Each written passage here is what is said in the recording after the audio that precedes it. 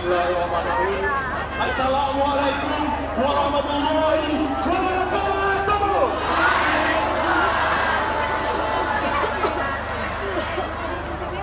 Pertama, saya ingin membuat kesepakatan dengan teman-teman semua bahwa polisi adalah bagian dari rakyat.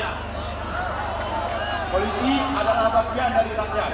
Maka mereka bukanlah lawan kita, kawan-kawan. Mereka hanya menjalankan tugasnya.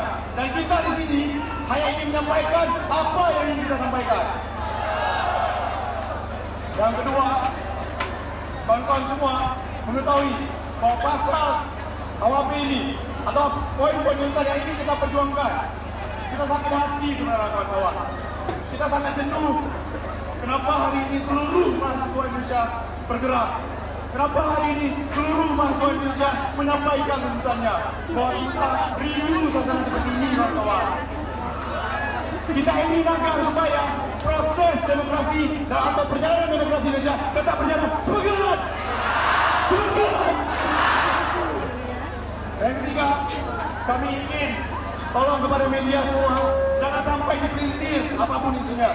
Jangan